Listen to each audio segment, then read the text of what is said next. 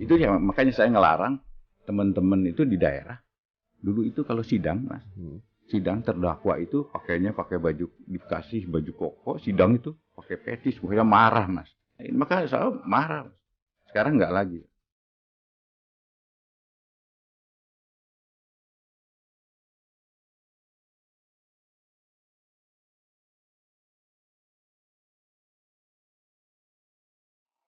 Pemirsa, kita kemudian hadirkan juga informasi masuk ke tema utama kita pada malam hari ini. Mungkin kalau tadi Andromeda sudah sempat bilang, mungkin pemirsa juga sempat melihat pada saat persidangan, mungkin beberapa kali ada terdakwa yang sebelumnya tidak mengenakan hijab atau kemudian tidak nampak mengenakan pakaian-pakaian yang agamis. Pada saat digelar persidangan kemudian berubah total Mendadak secara alim. pakaian. Jadi mendadak alim. Nah, ini yang kemudian menuai pro dan juga kontra dari pernyataan seorang jaksa agung yang juga sempat dilarang mengenakan atribut agama pada saat persidangan. Cukup sopan saja. Cuplikannya ada itu di YouTube-nya Deddy Corbuzier, coba kita simak bersama ketika Jaksa Agung ST Burhanuddin.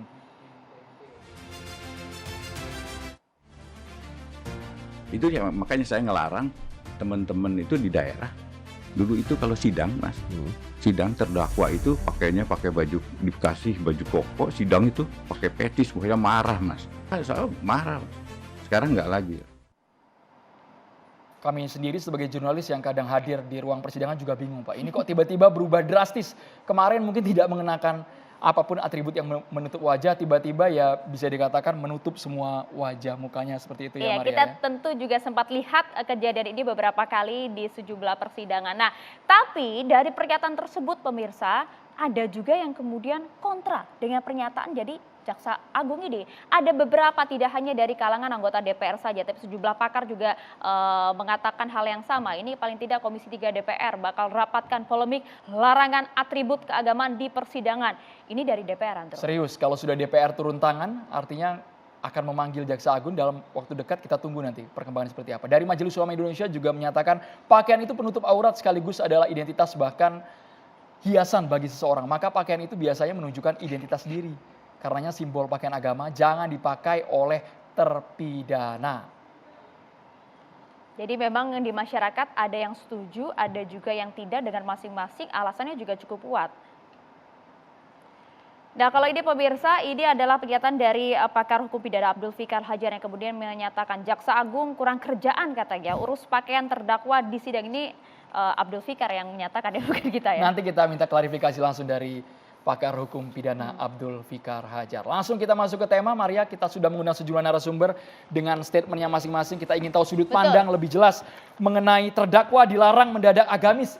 Apakah setuju dengan yang dikatakan oleh Jaksa Agung? Nah, kita perkenalkan terlebih dahulu ada Muhammad Khairul Anam, Komisioner Komnas HAM RI. Selamat malam. Assalamualaikum. Selamat malam. Assalamualaikum. Waalaikumsalam. Ada juga Bang Egy Sujada, Ketum Tim Pembela Ulama dan juga Aktivitas. Waalaikumsalam warahmatullahi wabarakatuh. Kami juga mengundang politikus Partai Nasdem, Ibu Irma Suryani Caniago. Selamat malam Ibu Irma, Assalamualaikum. Selamat malam, Assalamualaikum warahmatullahi wabarakatuh. Waalaikumsalam. Kemudian praktisi hukum, Bang Rasman Arif Nasution. Selamat malam. Selamat malam, Assalamualaikum warahmatullahi wabarakatuh. Waalaikumsalam. Kami juga mengundang melalui Zoom. Sampai sejauh ini tadi sih sudah berkenan untuk hadir dari Ketua Komisi Kejaksaan RI. Tapi kami terus coba untuk menghubungi Bapak Barita Simanjuntak. Yang sekarang sudah tersambung adalah pakar hukum pidana, Bapak Abdul Fikar Hajar. Selamat malam. Selamat malam, Andromeda dan Mbak Maria. Ya. Sebelum ke Anda, Pak Abdul Fikar, kita coba ingin ke Pak Anam terlebih dahulu. Pak, mungkin dari Komnas HAM kemarin sempat kita mendengar respon dari apa yang disampaikan oleh Jaksa Agung. Memang menurut Anda, apakah hal ini kurang tepat? Ya, sebelum menjawab kurang tepat atau tepat, sebenarnya ada dua perspektif. Perspektif pertama adalah kita harus melindungi independensi dari peradilan, dari pengaruh apapun. Kalau saya bilang kemarin apapun itu termasuk misalnya media, baik media konvensional maupun media sosial, untuk mempengaruhi bagaimana proses peradilan itu digiring sesuai dengan opininya, itu nggak boleh. Bahkan dalam beberapa instrumen hak asasi manusia itu soal menjaga independensi itu ketat sekali. Termasuk karena fenomena media kenceng, itu dikasih atensi sendiri.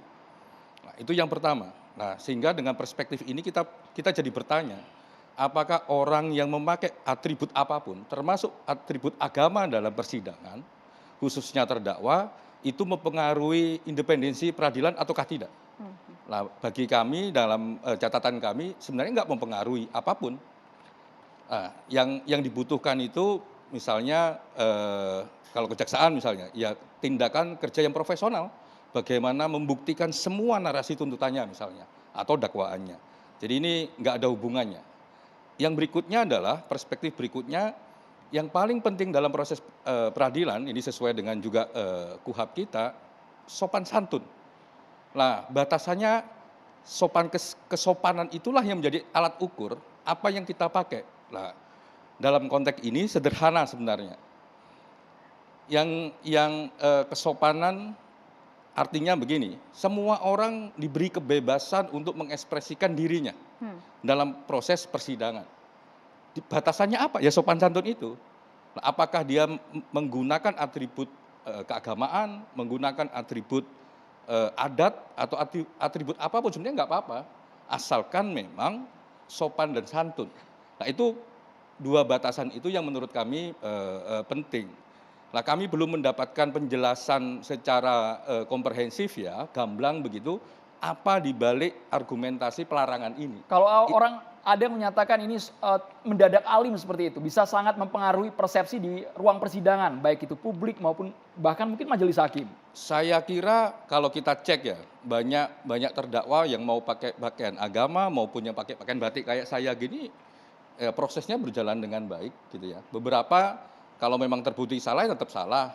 Beberapa yang terbukti memang diringankan tetap diringankan. Jadi nggak ada hubungannya dengan atribut itu.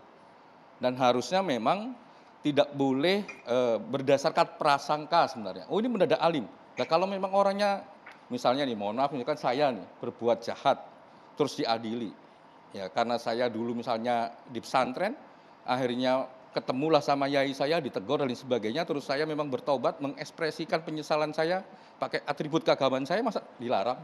Atau kalau saya agama yang lain pakai rosario, misalnya masa dilarang? Gitu. Inti yang paling penting adalah apakah proses peradilan itu terpengaruh ataukah tidak, di situ yang paling penting. Jadi kalau ada riset misalnya mengatakan memang ada pengaruhnya macam-macam, boleh kita pakai. Tapi fakta yang terjadi adalah nggak demikian. Beberapa terdakwa misalkan kasus korupsi, ada yang pakai atribut agama, ada yang pakai baju batik. Ya putusan pengadilan kalau salah tetap salah, kalau ada yang diringankan diringankan, kalau yang diberatkan diberatkan. Jadi saya melihatnya tidak terpengaruh oleh atribut itu, sehingga pelarangan ini menurut kami memang kurang tepat. Gitu. Oke, kalau alasannya kemudian agar tidak muncul berbagai perspektif yang menyudutkan suatu agama? Saya kira itu problem sosial kita, ya itu kita selesaikan di ruang yang lain. Ya mungkin perlu pendidikan, mungkin perlu memang narasi bahwa ini nggak ada hubungannya, mungkin perlu banyak hal. Tapi dalam konteks ini penegakan hukum, dalam konteks lembaga peradilan, yang paling penting adalah independensi. Dia tidak boleh terpengaruh oleh apapun. Nah, pertanyaannya sederhana. Pernah nggak hakim ditanya? Pernah nggak yang paling penting kan hakim yang memutuskan perkara. Pernah nggak dia ditanya kalau ada orang pakai atribut agama itu mempengaruhi dia ataukah tidak? Saya kira tidak.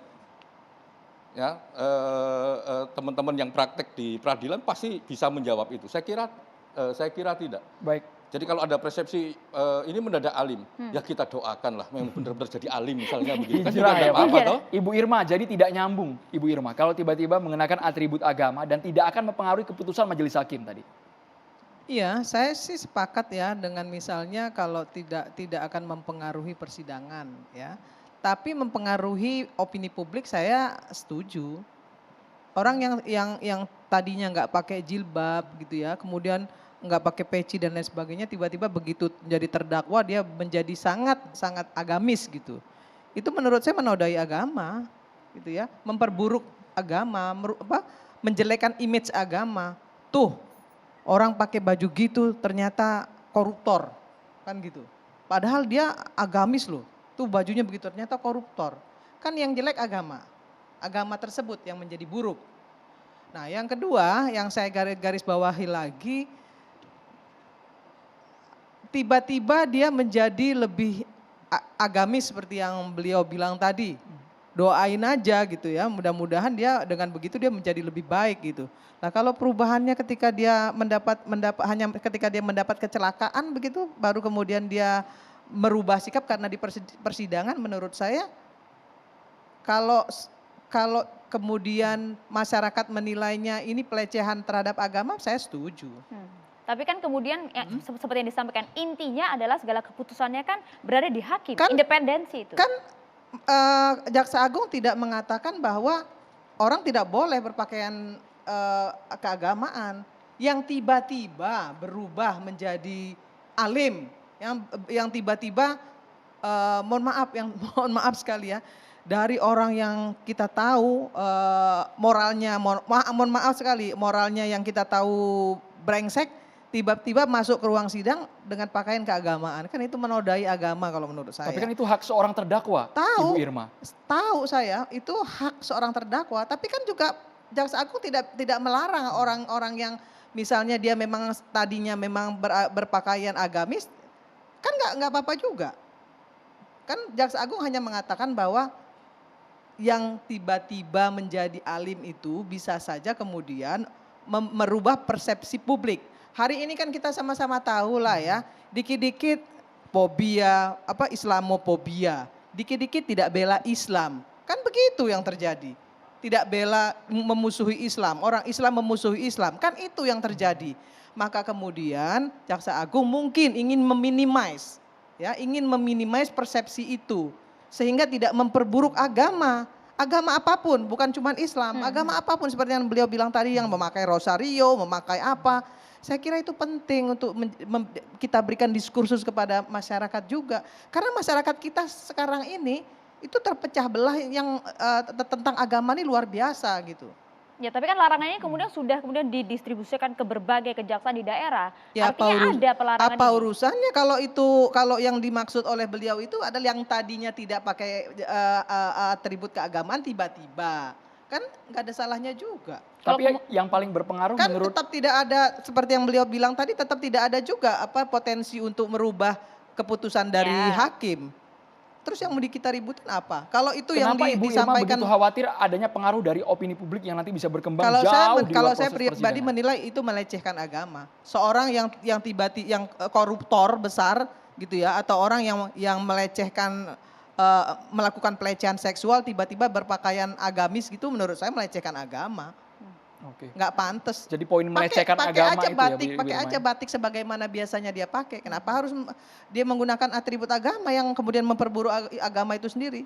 Oke, Bang Egy, apakah Anda juga sepakat dengan apa yang disampaikan oleh Bu Irma bahwa ini melecehkan agama sehingga aturan ini memang harus ditegakkan? Tahan dulu ya Bang Egy ya, kita jeda terlebih dahulu pemirsa, catatan demokrasi akan kembali untuk Anda sesaat lagi.